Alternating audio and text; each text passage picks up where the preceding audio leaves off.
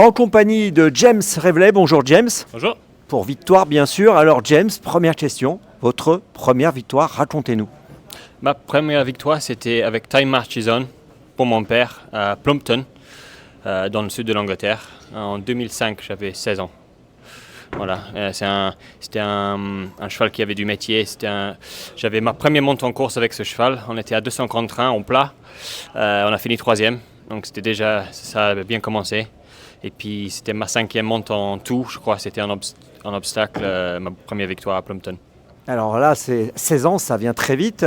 Vous avez commencé à monter très jeune à cheval ? Oui, bien sûr, j'ai monté des poneys évidemment, comme beaucoup de jockeys, de très jeune âge.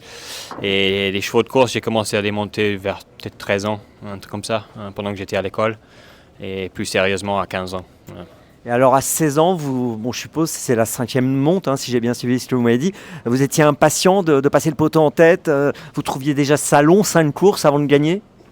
Un petit peu, oui, parce que je ne montais pas tous les jours et j'étais amateur. Et oui, on est toujours un peu pressé. Après, c'était tout nouveau pour moi. C'était pas du tout le même, puisque j'avais fait pas mal de concours, pas complets, de CSO. C'était complètement un autre style de se mettre en mode jockey. Une autre position, un autre rythme, etc. Donc j'ai mis pas mal de montes à m'adapter. Mais ma première victoire, c'était surtout grâce au cheval et pas à ma monte, je crois. Alors c'est une première victoire chez les amateurs, vous êtes assez humble, mais je pense que vous y étiez aussi sûrement pour beaucoup. La première victoire en tant qu'amateur, vous met en confiance. À quel moment vous devenez professionnel ? Pas trop longtemps après, parce que j'étais très léger à l'époque et j'ai porté souvent beaucoup de plomb dans les tapis de selle. Et on a décidé avec mon père de prendre un peu de métier en plat en tant qu'apprenti, donc j'ai pu monter au petit poids. Et j'ai pris pas mal d'expérience pour mon père et pour Richard Fahey.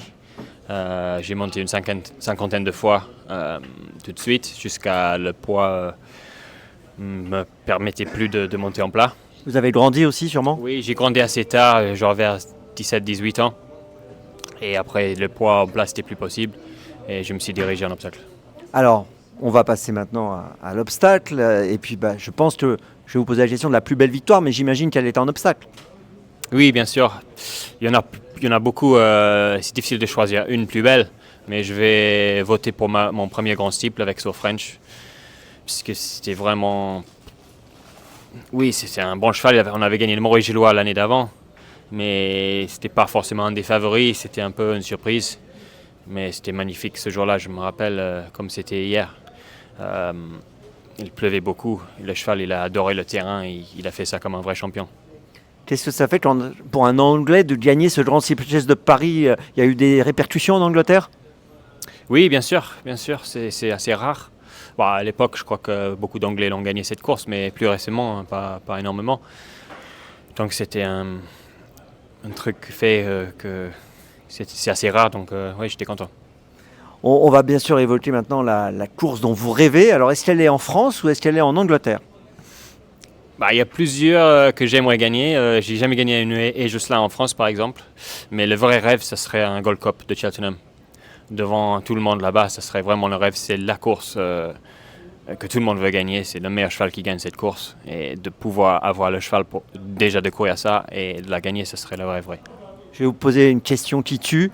Vous avez gagné le Grand Steeple, vous n'avez pas encore gagné la Gold Cup de Cheltenham.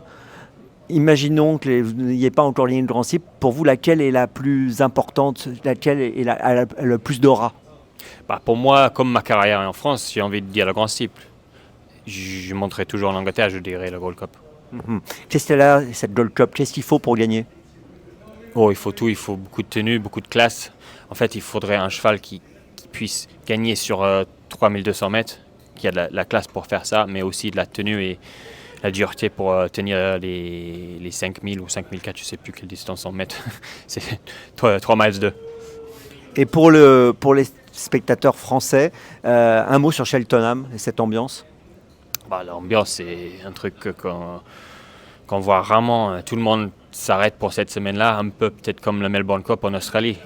C'est vraiment la semaine où il faut aller aux courses. Les gens ils prennent leur congé cette semaine-là pour aller regarder toutes les courses.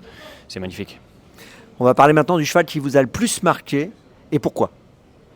Bah, j'ai envie de redire So French parce que c'est le premier cheval qui m'a propulsé vers le haut niveau. Et ça m'a permis de monter plus souvent des belles courses après. Et j'en ai monté beaucoup avec lui déjà, notamment les 2 grands cycles, entre d'autres. Avant de reparler de So French, vous avez vraiment ressenti dans votre carrière qu'il y a eu un avant et un après So French? Oui, après c'était pas mon premier groupe 1. Mon premier groupe 1 c'était rigoureux, mais c'était en Italie. Et en France c'était Rêve de Sévola. C'était des moments magiques aussi. Mais je pense que c'est So French qui m'a vraiment lancé vers le haut niveau. Ouais. On rappelle combien vous avez de cravache d'or à ce jour? 3 cravaches d'or. Voilà, 3 cravaches d'or, je le précise. Et pour terminer sur So French, sa principale qualité, c'était laquelle selon vous? Sa tenue, il se fatiguait jamais.